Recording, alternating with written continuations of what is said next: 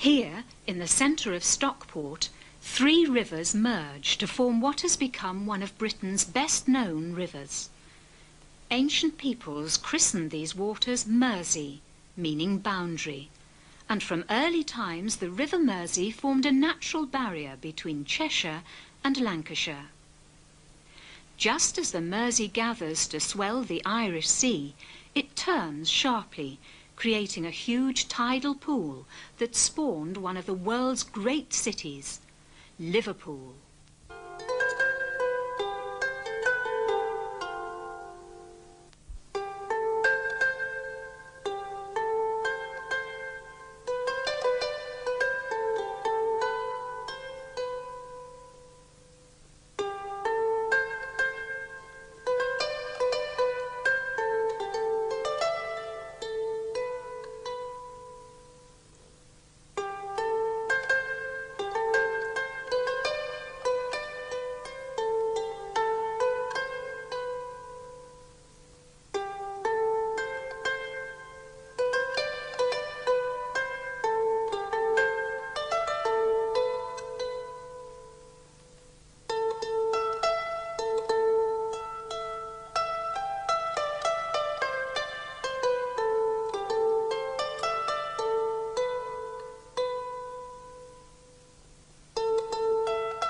From a time in prehistory, the pool of the Mersey Estuary supported a tiny hamlet of fishermen that was the forerunner of modern Liverpool.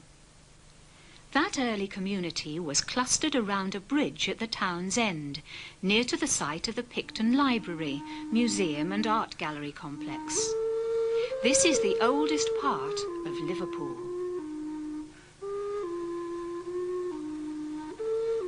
Although the cluster of fishermen's huts that once stood here was well established, by the time of William the Conqueror's Doomsday Survey of 1086, it was still so insignificant it didn't even warrant a mention.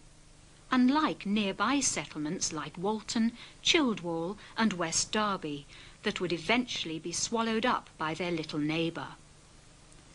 For now, though, the fishermen of Liverpool carried on their business, as they had done for centuries, unaware of and untouched by the momentous changes that were taking place in England under Norman rule.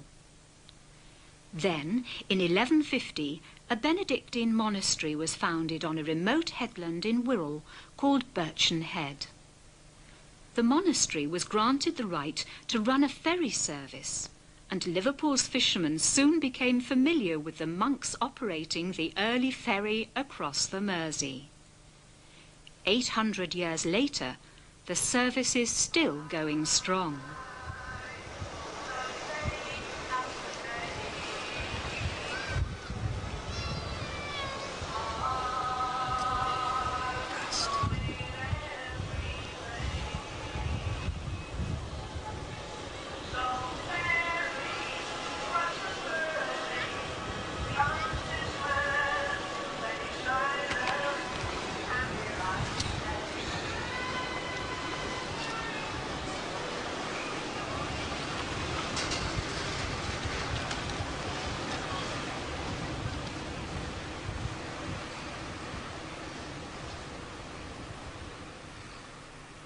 In 1207, King John finally put the name Liverpool on the map when he decided to develop it as a supply port for his forces trying to extend his Irish lands.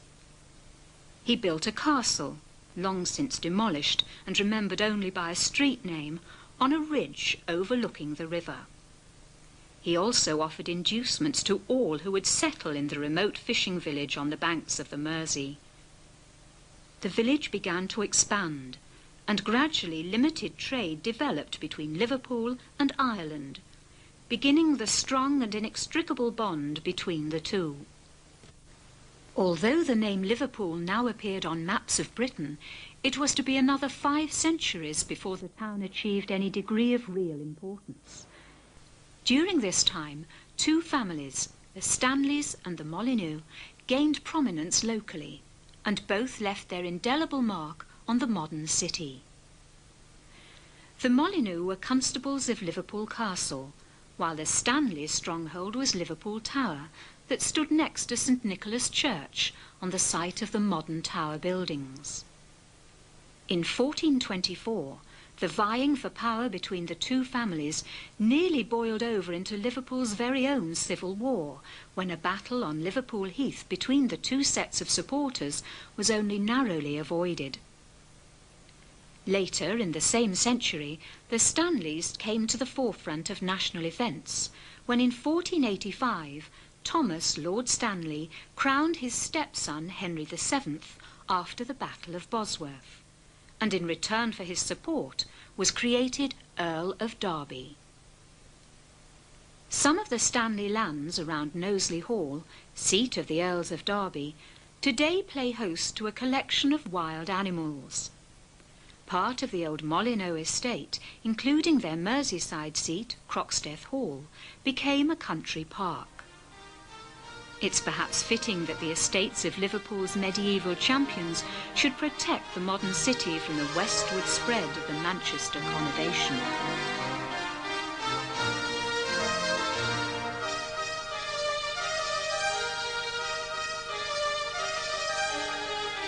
The Molyneux and Stanleys forgot their old differences when civil war broke out in England in 1642. James Stanley, Mayor of Liverpool and later 7th Earl of Derby, seized Liverpool for the king. Manchester had come down on the side of Parliament, and in September 1642, Stanley, aided by Lord Molyneux, launched an attack on Liverpool's neighbour. They failed in their attempt to take Manchester for the king, and early in 1643, parliamentarian ships from Manchester appeared in the Mersey Estuary for the return leg. After 2 days of fierce fighting, the Roundheads captured Dale Street and St Nicholas Church, mounting guns on its tower and forcing Liverpool to capitulate. John Moore, from a prominent local Puritan family that lived in the old hall that gave its name to Old Hall Street, was appointed military governor of the town, a post he held until June 1644, when Lord Derby persuaded Prince Rupert, nephew of Charles I, to halt his march north and retake Liverpool for the king. Rupert looked down on the little port from the heights of Everton and observed scornfully, "It's a mere crow's nest that a parcel of boys might take." This was to prove a serious miscalculation. As the overwhelmingly superior royalist troops mustered, women and children were evacuated from Liverpool, and its hopelessly outnumbered defence force awaited their fate. The tension was broken only when the royalists unleashed their might on the little town.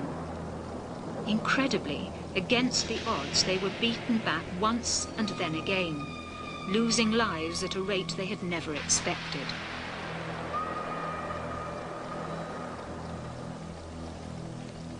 This forced Rupert to change his strategy, and he erected trenches along the line of modern Lime Street, drew up his artillery, and began to bombard Liverpool. After a fierce battle lasting several days, the town had still not been taken, and to make matters worse for Prince Rupert, he had used up more than 100 barrels of gunpowder that should have been used for his northern campaign. In a desperate attempt to salvage some pride, the royalists again changed their tactics. Carroll Molyneux, brother of Lord Molyneux, led a surprise night attack through fields to the north of town and managed to breach the Roundhead defences. After several hours of ferocious street fighting, Liverpool finally fell, and the royalists exacted a horrible and bloody revenge for the 1,500 men they had lost in capturing the mere crow's nest. John Moore escaped and had the last laugh. Liverpool was soon back in Roundhead hands after a 2-month blockade, and Moore was one of those who signed Charles I's death warrant. The end of civil war coincided with the start of Liverpool's rise in importance. Colonisation of North America and growing trade with the New World had shifted the focus of world trade from the Mediterranean to the Atlantic. Ports like Liverpool and Bristol, instead of sitting on the edge of world civilization, now found themselves at its heart. And although Bristol was the main player in exploiting the new opportunities, by the start of the 18th century, ships were sailing from Liverpool in increasing numbers to the West Indies for sugar and to Virginia for tobacco and cotton. By now, many of those ships were armed to protect themselves against Spanish marauders, and when England and Spain went to war in 1739, Liverpool's mariners threw themselves into the highly profitable business of privateering.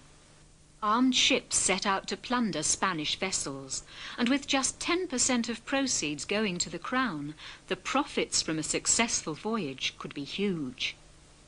Liverpudlians soon thrilled at the exploits of men like Wallasey-born Captain Fortunatus Wright. France had joined forces with Spain in 1744, and in 1746 with his ship Fame, Wright captured 16 French ships worth around £400,000. Of the many other 18th century privateers who made their fortunes, one of the luckiest has to be Peter Baker, who went on to become a mayor of Liverpool.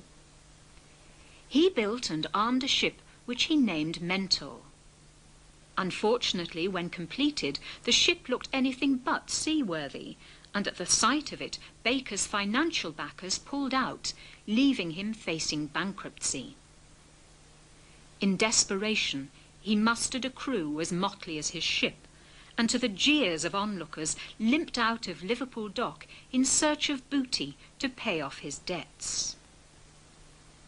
He soon came across a French ship, the Carnatic, that inexplicably gave up without a fight. Baker couldn't believe his luck when he found the Carnatic was stuffed with treasure, and just 3 weeks after he left, he sailed back to Liverpool, nearly £500,000 better off. He bought Mossley Hall on Mossley Hill, overlooking the Mersey. Local wags renamed it Carnatic Hall, and one of Liverpool's university's halls that now stands on the site retains the name that recalls Peter Baker's exploits. Yet another privateersman who made his mark on Liverpool was Tynesider William Hutchinson. Hutchinson had already made his fortune on the high seas when in 1759 he was appointed principal water bailiff and dockmaster, a post he held for nearly 40 years. Under his guidance, Liverpool would become one of the most important ports in the world.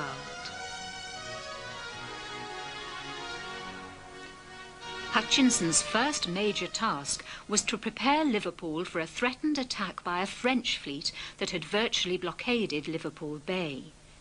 He raised a force to man armed ships that would form a barrier across the Mersey. The walls of St. Nicholas Church were reinforced and mounted with guns. People evacuated their homes for the safety of Everton.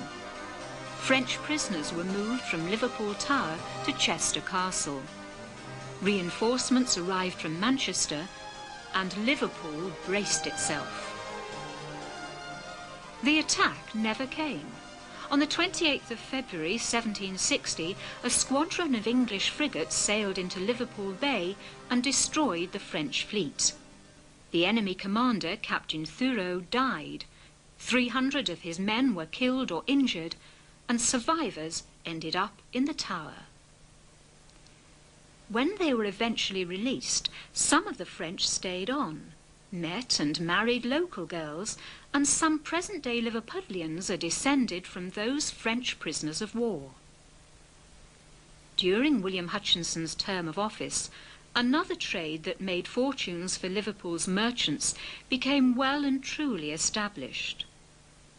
By 1764, 90 Liverpool ships regularly left St. George's Dock for Africa, loaded with goods to be exchanged for slaves.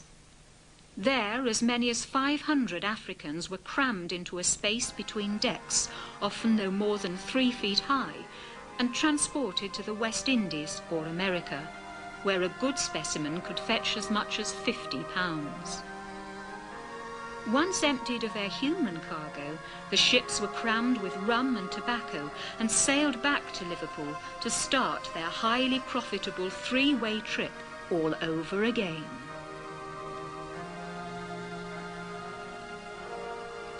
Occasionally, slaves who couldn't fetch a decent price in the West Indies, usually children, found themselves for sale in Liverpool.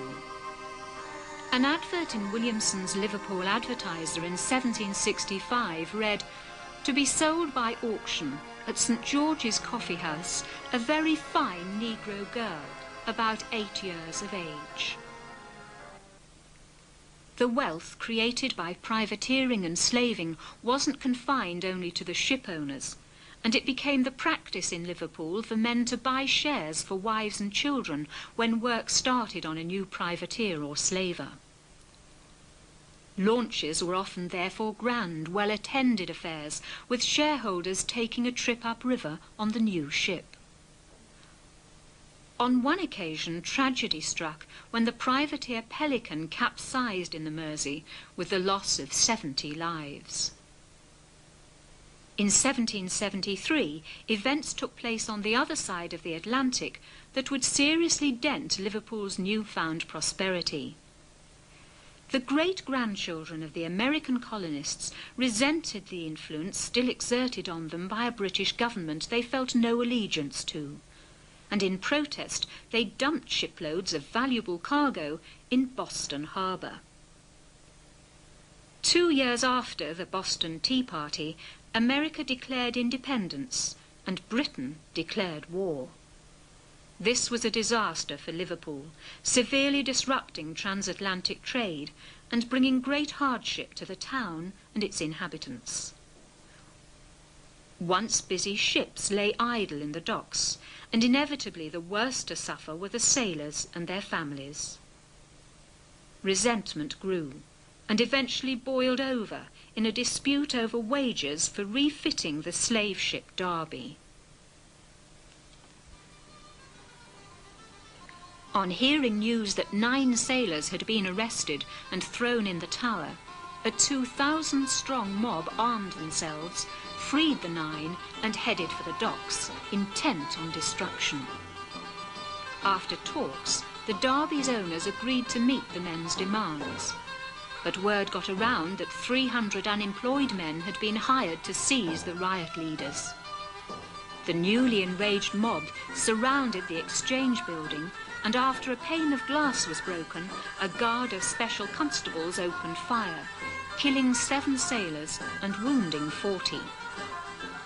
Next day, led by a man they called General Gage, the rioters, each with a red ribbon in his hat, plundered muskets and dragged cannon from ships to the main streets, surrounded the Exchange once more, and raised a red flag before opening fire from Castle Street. The riot was eventually ended by Lord Pembroke's regiment, sent from Manchester. 60 of the ringleaders were arrested, and 14 of them were sentenced to deportation to America. While at home, the hardship continued. The number of Liverpool ships sailing to Africa fell from 105 to 12, and nearly a third of the town's 35,000 population was supported by the church or charities. Ironically, Liverpool's fortunes were revived by the entry of France and Spain into the War of Independence. This brought new opportunities for privateering, and within 8 months more than 120 ships had been refitted and sailed off to plunder the Atlantic, taking with them 9,000 formerly unemployed sailors. When the American War ended in 1783, Liverpool's recovery was rapid, based largely on the slave trade, and during the next 10 years, more than 300,000 slaves were transported from Africa by Mersey ships. By 1793, Liverpool had overtaken Bristol as the country's leading port after London. The heart of Liverpool's commercial activity was in an area known as the Exchange Flags behind the town hall. Here, 18th century merchants struck deals for all manner of goods passing through Liverpool port. By now, the town's population had grown to about 60,000. Some of the newcomers were respectable merchants or skilled craftsmen, but others were far less savoury characters, as this description of a slave ship crew shows. They were the very dregs of humanity. Some had escaped from jails, others sought to leave the country should they fall into the hands of justice. These wretches flocked to Liverpool when ships were fitted out. Another description of Liverpool and some of its new inhabitants from the son of a slave shipowner is equally vivid and scathing. Its streets were tortuous and narrow, with pavements in the middle skirted by mud. Sidewalks were rough with sharp-pointed stones that made it a misery to walk upon them. Scarcely a town by the margin of the ocean could be more salty in its people than the men of 18th century Liverpool. Imagine the scenes in and around the port when these crews came back to Liverpool after a long voyage. Sailors returning from hard months at sea had plenty of money to spend and were determined to enjoy it. I went to stay in that country, it was my intent. But girls in strong whiskey like other damn fools, I soon was transported back to Liverpool, and it's row. Row, bullies, row, them Liverpool Judies have got us in tow. We shipped on the Alaska, lying out in the bay, waiting for the fair wind to get underway. The sailors all drunk and their backs is all sore, their whiskey's all Disreputable ladies offered sailors an alternative way of getting rid of their booty, and afterwards hoped to gain extra reward by giving their client away to the press gangs that scoured the area to forcibly recruit off-duty seamen into the Royal Navy.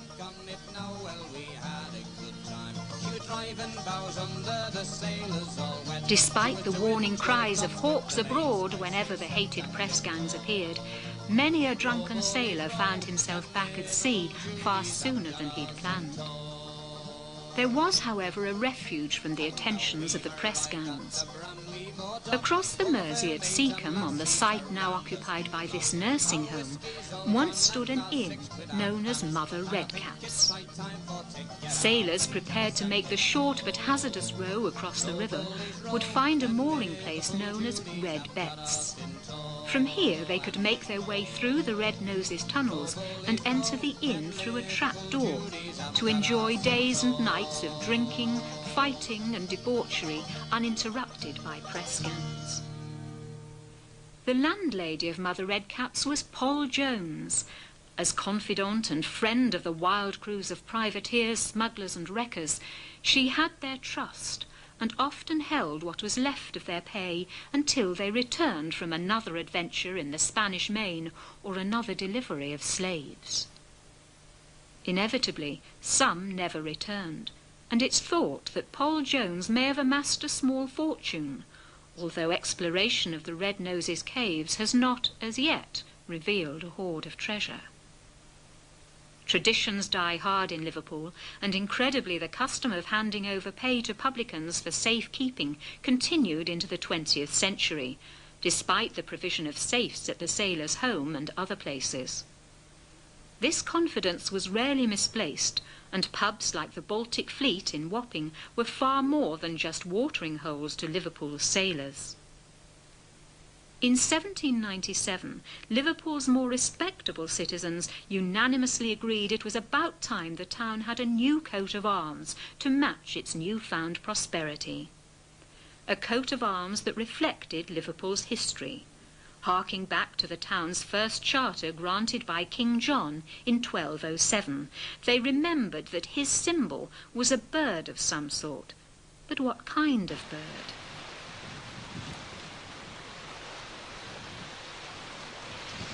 This they couldn't establish, as the King's seal had been lost in the Civil War siege of 1644. It was in fact an eagle, but the council plumped for a local bird, a cormorant. The artist's ineptitude produced a creature unlike any other, but instead of sacking the artist and starting again, Liverpool, in true Liverpool fashion, adopted his mutant, and the liver bird became part of the town's folklore. The early 19th century brought a change in the law of the land that many in Liverpool thought would be ruinous for the town. In 1806, William Wilberforce's bill for the abolition of slavery was passed by Parliament, bringing an end to the trade that had made a number of Liverpudlians extremely wealthy. As it turned out, the consequences were not nearly as disastrous as had been feared. Trade with America was still expanding rapidly, and Liverpool was ideally placed to cash in on the northern-based industrial revolution that by now was well underway.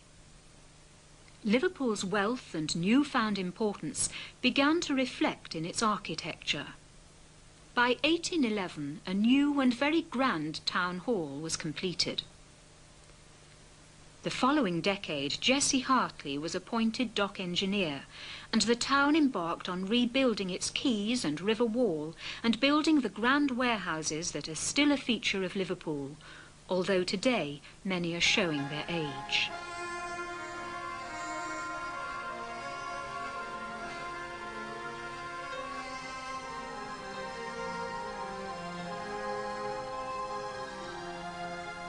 In 1821, a group of Liverpool and Manchester merchants met to discuss how the town's overland transport system might be improved.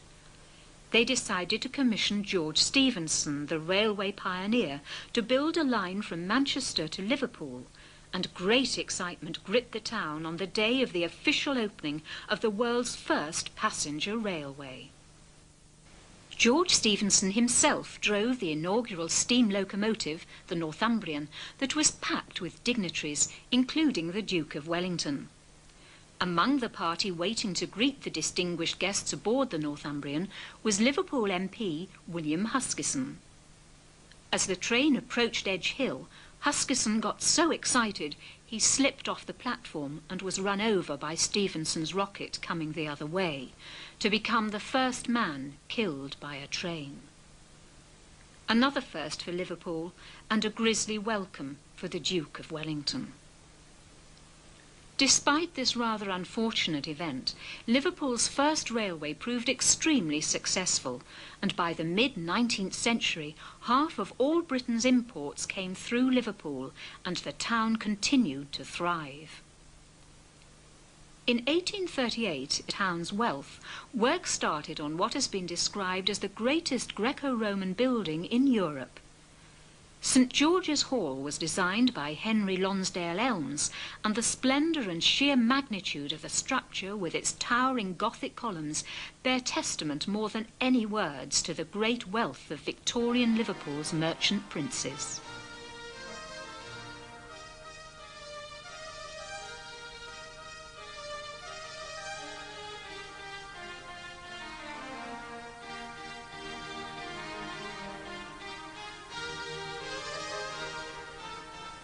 Construction of the hall was paid for by subscriptions from wealthy citizens, and no doubt they were extremely proud of their new possession.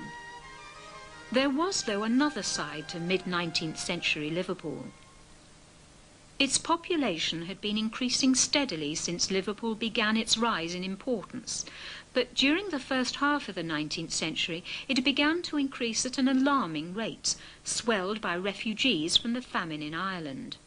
In 1847 alone, 300,000 people crossed the Irish Sea, most with only the clothes they stood in. The lucky ones found homes in packed cellar slums, squalid courts, or the workhouse on Brownlow Hill.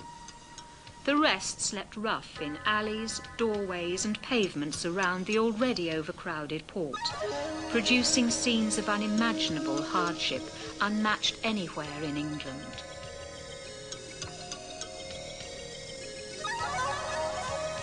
One report tells of 23,000 young children running wild in the dockland, scavenging just to stay alive. many didn't, and 1 in 2 children in Liverpool died before the age of 11.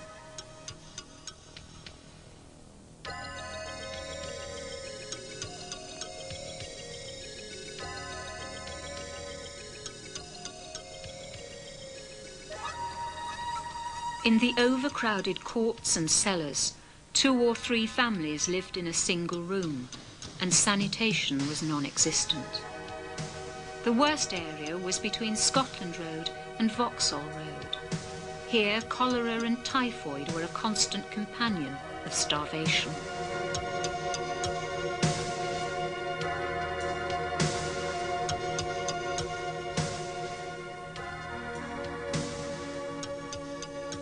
Although other large towns and cities in Britain had problems caused by the massive shift of the population from country to town, nowhere were those problems more acute than in Liverpool.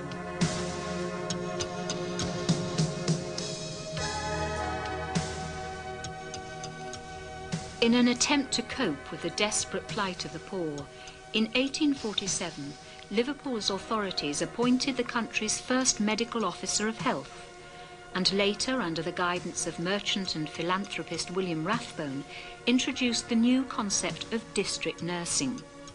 Then, in the 1860s, the corporation pioneered a municipal housing scheme. All valiant efforts, but in reality, all they could hope to do was scratch the surface. And in 1855, the army were called in to quell hunger riots in the town's poorest areas. The town's situation was aggravated when civil war broke out in America, disrupting Liverpool's transatlantic trade. When trade suffered, the first victims were the hordes of casual dock workers who gathered each morning hoping to get taken on. No ships meant no work, and for those caught up in this hand-to-mouth way of life, the situation quickly became desperate. As well as despair, the period produced heroes like Canon Major Leicester and his friend Father James Nugent, son of an Irish immigrant and one of many priests who championed the cause of the poor. 10 of them died from contracting poor diseases and were known as the Liverpool Martyrs.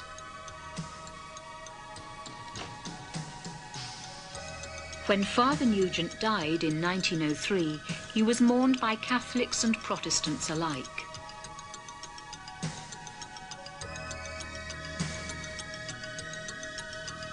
Against this backdrop of abject poverty, the corporation was struggling to combat. Fortunes were still being made from the town's trade, and when Liverpool became a city in 1880, its 600,000 population contained a sharp contrast between rich and poor. The workhouse on Brownlow Hill never had room to spare, while a short stroll away, the wealthy patronised the Botanic Gardens with its conservatory packed with plants brought from all corners of the world by Liverpool shipmasters. Another popular haunt for better-off Victorian Merseysiders was the racecourse at Aintree and its annual steeplechase. The event actually started down the road at Maghull in 1837 by William Lynn, a local publican. 2 years later, the race moved to its traditional home and was won by a horse called Lottery. Captain Beecher came a cropper on Conrad and gave his name to one of the most famous jumps in steeplechasing history. In 1843, the Grand Liverpool Steeplechase was nationalised and, as the Grand National, went on to become one of Britain's major sporting events.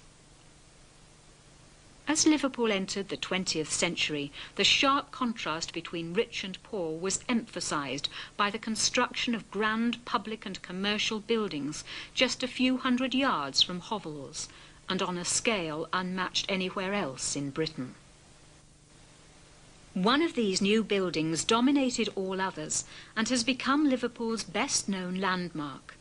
The granite-faced Royal Liver Building, with its pair of liver birds tied down in case they fly away, was the first high-rise building in Britain with a concrete reinforced frame, and since its completion in 1911 has been a comforting sight for hundreds of thousands of homeward-bound sailors.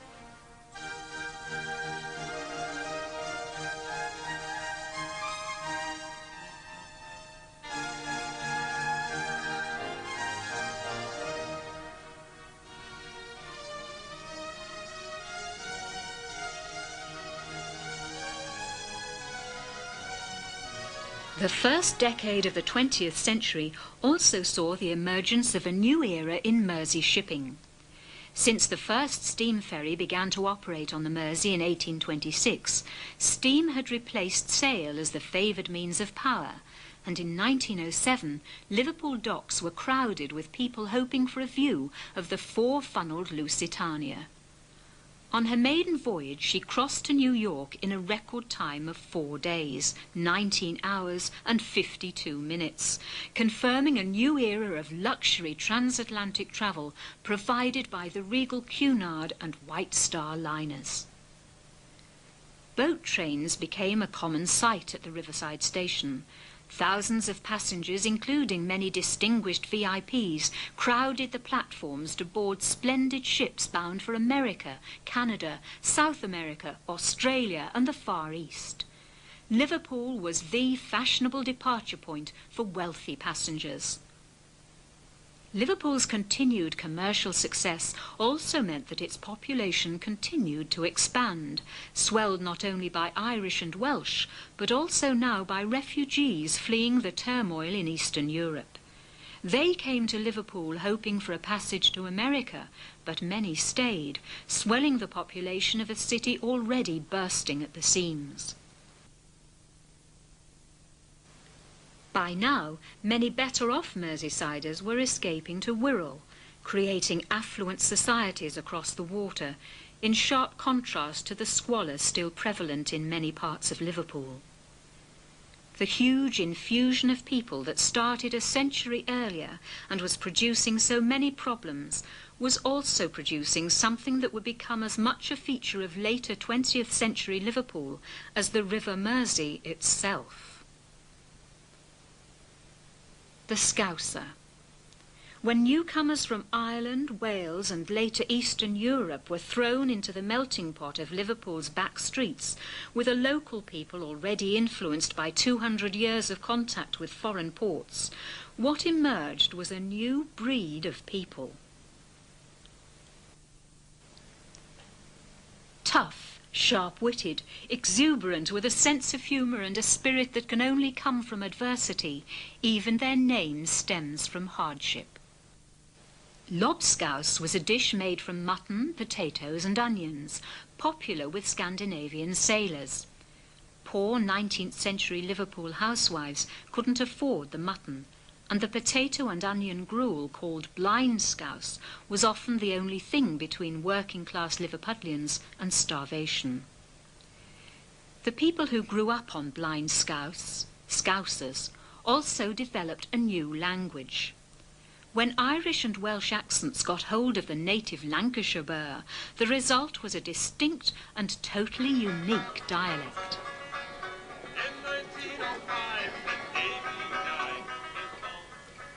Amongst the many other traits of the Scouser is a leaning towards the arts, and the mixing of cultures that began in the 18th century has in the 20th century produced a wealth of writers, poets, artists, actors, entertainers and musicians any city would be proud of.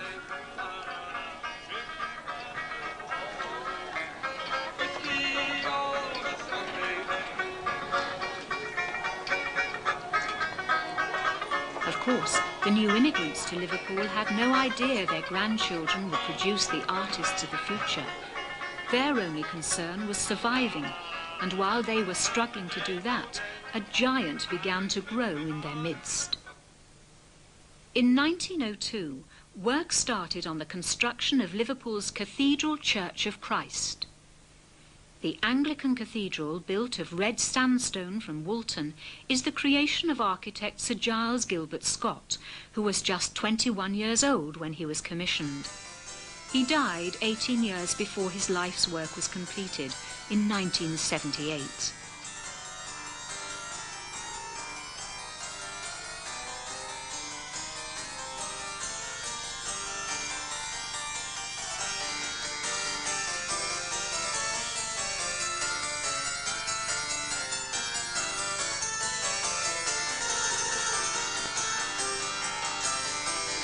The cathedral cemetery was created from an old quarry that provided material for many of Liverpool's 18th century buildings.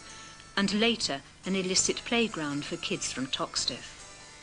Today it's fenced off to protect the graves of its 60,000 occupiers, including numerous sea captains and a monument to the unfortunate MP William Huskisson.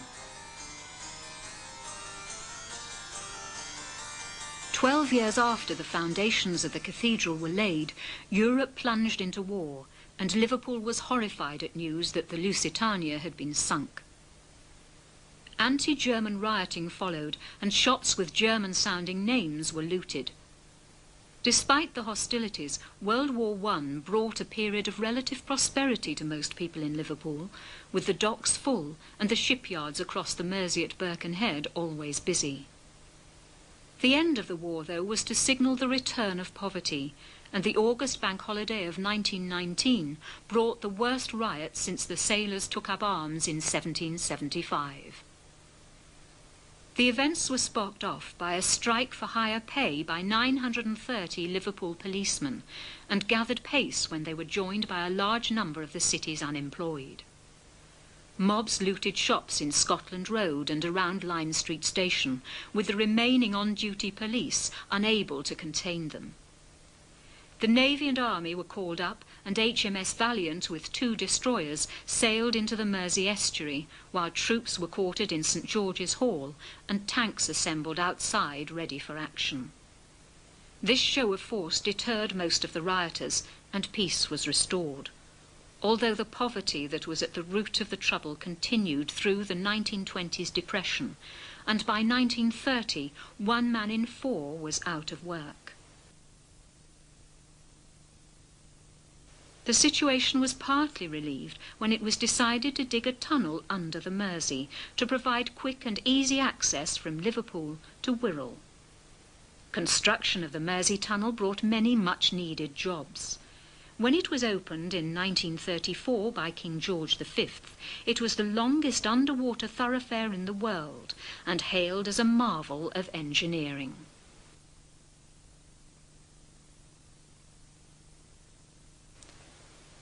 The year before the tunnel opened, work had started on a second cathedral for Liverpool, this one to serve the city's large Catholic community, and built, ironically, or maybe appropriately, on the site of the old Brownlow Hill workhouse that was once home to so many Irish immigrants. The outbreak of World War II slowed things down, and by 1941 only the crypt was finished. A steep rise in cost rendered the original design impossible, and the cathedral was eventually completed to a new plan in 1967. Sharp-witted Scousers immediately christened the new building affectionately Paddy's Wigwam. The Second World War that had interrupted construction of the Catholic cathedral was to prove a major test of Liverpool's endurance as death and destruction came to its streets. Liverpool was the terminus of Britain's lifeline with America, and as such was the most important port in the country. Its strategic value was not lost on the German Luftwaffe, and after a series of minor incidents, the first major blitz came in November 1940. In May 1941, 800 German bombers pounded the city for 8 successive nights, intent on destroying Liverpool.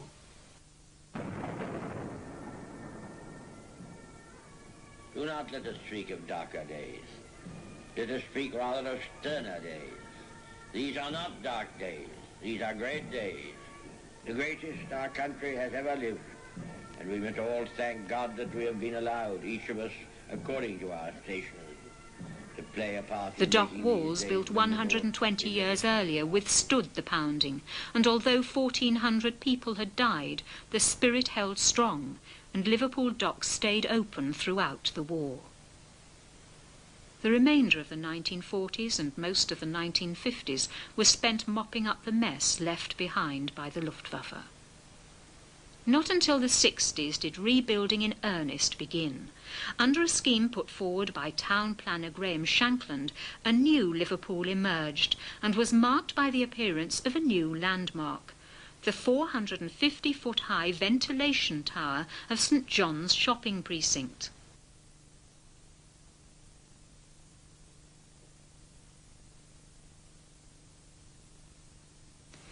Towers of a different kind that would become a feature of 20th century Liverpool also grew up in the 60s. The slum clearance programme, started by Hitler and continued by the corporation, saw the growth of out-of-town estates marked by the tower blocks or Mersey mountains that in later decades have attracted nearly as much criticism as the slums they replaced. Yet more towers grew on Merseyside in the 1960s, this time across the river at Tranmere, where the oil terminus was built, accompanied by the giant Elmsmere Port Fuel Storage Depot. By the early 70s, Mersey was Britain's third largest oil port. Another growth industry of the 60s and 70s came from an entirely different source, in the shape of four likely lads from Liverpool who called themselves the Beatles.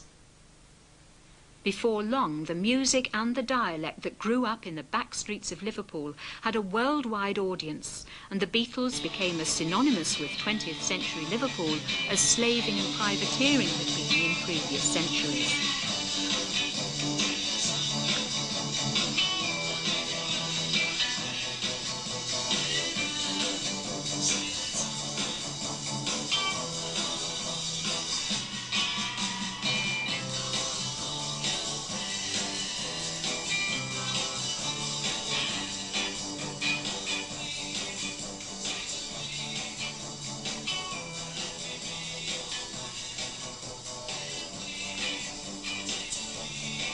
Sadly, the rise in fortunes of the Beatles coincided with a decline in the fortunes of Liverpool's more traditional trades.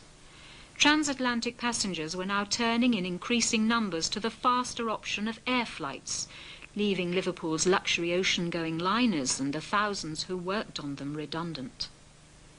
In 1970, the Mersey Docks and Harbour Board that had controlled the region's trade since the mid-19th century went bankrupt. Almost at the same time, the camel-led shipyards in Birkenhead that built Polaris submarines and the aircraft carrier Ark Royal lost their government contract. This disastrous sequence of events left a huge hole in Liverpool's economy, and although the construction of a second Mersey tunnel provided some much-needed jobs short-term, it was obvious that the city's immediate future would be tough indeed. Docks that once played host to ships from all corners of the globe now received only occasional visitors. The same was true of grand hotels like the Adelphi that had flourished during Liverpool's heyday as the prestige departure and arrival point for America. Empty hotel room windows looked over once grand and majestic warehouses that were a symbol of 19th century affluence, but now lay empty and derelict, a symbol of 20th century decay. Liverpool, though, wasn't about to lie down and die, and began to face up to the challenge of forging a new future. Gradually, its docks regained some of their lost trade. In the 1980s, the Adelphi was restored to its former glory by the Britannia Group, and down by the river, old decaying docks and warehouses were transformed and given a whole new lease of life.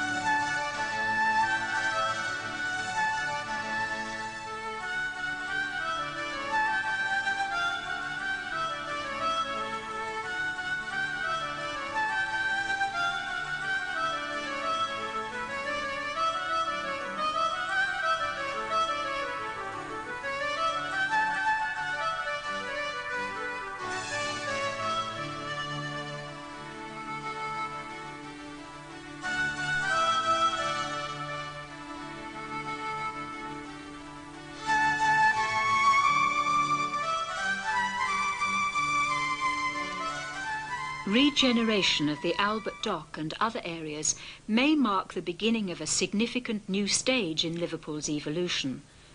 But while the city's metamorphosis continues, there is one thing that's remained constant throughout its history: the river that is the very reason for its existence. Generations of Liverpudlians since time immemorial have grown up with the constant and reassuring presence of the Mersey, Liverpool's lifelong and loyal companion. Mist on the Mersey in the early morning sun. Dark night has ended, another day begun.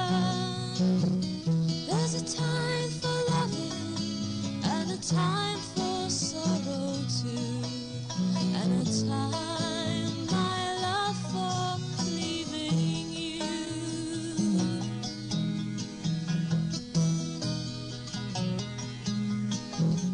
Mist over the water as we make our way to sea. I recall those treasured memories, just those of you and me. I recall the fresh sweetness of the seasons when we met. As time passes on, we will forget.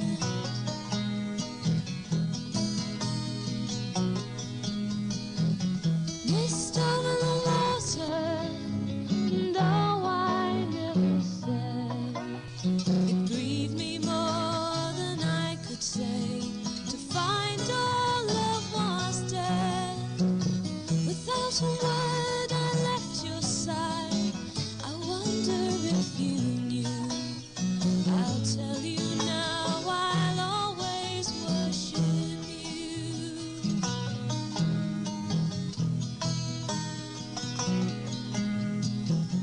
Though you never said so, I think you really see. A new love will grow love where the old love used to be.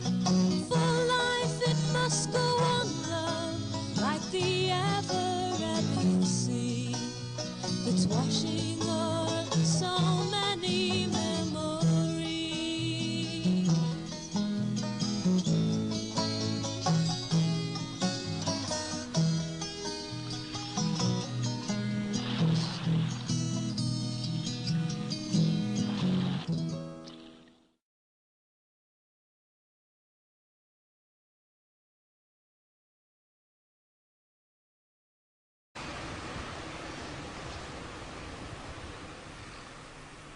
In 1207, King John finally put the name Liverpool on the map when he decided to develop it as a supply port for his forces trying to extend his Irish lands. He built a castle, long since demolished and remembered only by a street name, on a ridge overlooking the river. He also offered inducements to all who would settle in the remote fishing village on the banks of the Mersey. The village began to expand, and gradually limited trade developed between Liverpool and Ireland, beginning the strong and inextricable bond between the two. Although the name Liverpool now appeared on maps of Britain, it was to be another 5 centuries before the town achieved any degree of real importance. During this time, 2 families, the Stanleys and the Molyneux, gained prominence locally, and both left their indelible mark on the modern city. The Molyneux were constables of Liverpool Castle, while the Stanleys' stronghold was Liverpool Tower, that stood next to St. Nicholas Church on the site of the modern tower buildings. In 1424, the vying for power between the 2 families nearly boiled over into Liverpool's very own civil war, when a battle on Liverpool Heath between the 2 sets of supporters was only narrowly avoided. Later, in the same century, the Stanleys came to the forefront of national events, when in 1485, Thomas Lord Stanley crowned his stepson Henry VII after the Battle of Bosworth, and in return for his support was created Earl of Derby. Some of the Stanley lands around Knowsley Hall, seat of the Earls of Derby, today this was to prove a serious miscalculation. As the overwhelmingly superior royalist troops mustered, women and children were evacuated from Liverpool, and its hopelessly outnumbered defence force awaited their fate. The tension was broken only when the royalists unleashed their might on the little town. Incredibly, against the odds, they were beaten back once and then again, losing lives at a rate they had never expected.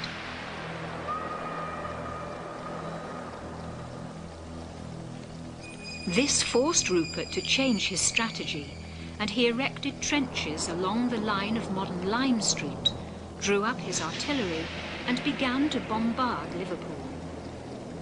After a fierce battle lasting several days, the town had still not been taken, and to make matters worse for Prince Rupert, he had used up more than 100 barrels of gunpowder that should have been used for his northern campaign. In a desperate attempt to salvage some pride, the royalists again changed their tactics. Carroll Molyneux, brother of Lord Molyneux, led a surprise night attack through fields to the north of town and managed to breach the Roundhead defences. After several hours of ferocious street fighting, Liverpool finally fell, and the royalists exacted a horrible and bloody revenge for the 1,500 men they had lost in capturing the mere crow's nest. John Moore escaped and had the last laugh. Liverpool was soon back in Roundhead hands after a 2-month blockade, and Moore was one of those who signed Charles I's death warrant. The end of civil war coincided with the start of Liverpool's rise.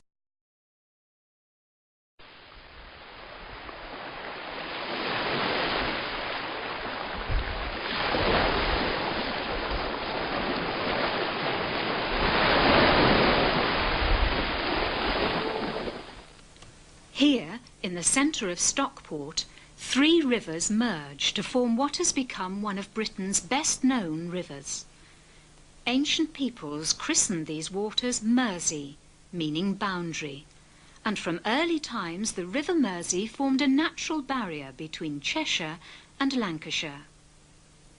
Just as the Mersey gathers to swell the Irish Sea, it turns sharply, creating a huge tidal pool that spawned one of the world's great cities, Liverpool.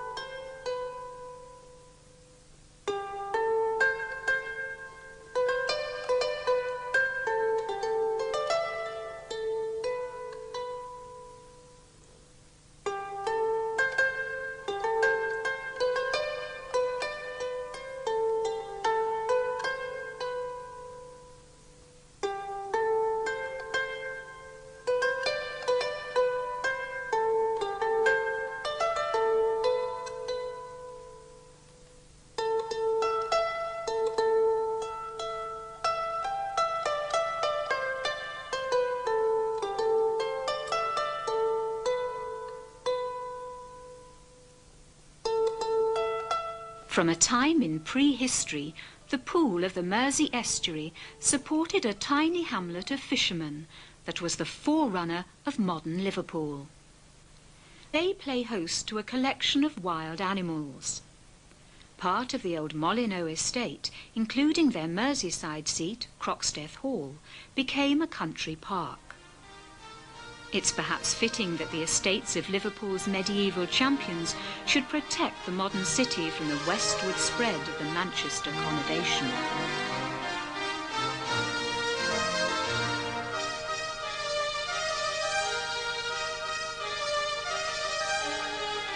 The Molyneux and Stanleys forgot their old differences when civil war broke out in England in 1642. James Stanley, Mayor of Liverpool, and later 7th Earl of Derby, seized Liverpool for the king. Manchester had come down on the side of Parliament, and in September 1642, Stanley, aided by Lord Molyneux, launched an attack on Liverpool's neighbour.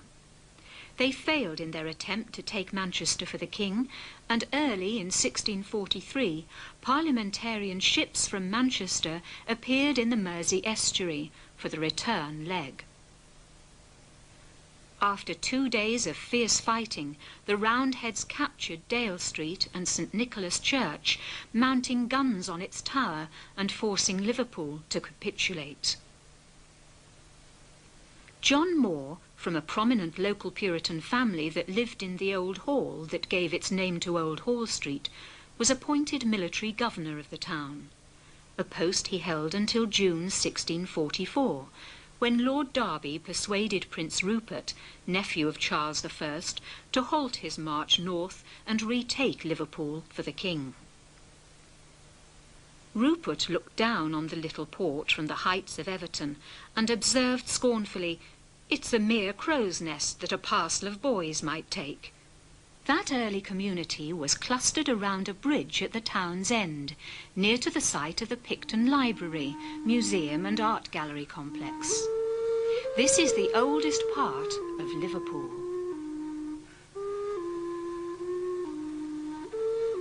Although the cluster of fishermen's huts that once stood here was well established, by the time of William the Conqueror's Doomsday Survey of 1086, it was still so insignificant it didn't even warrant a mention.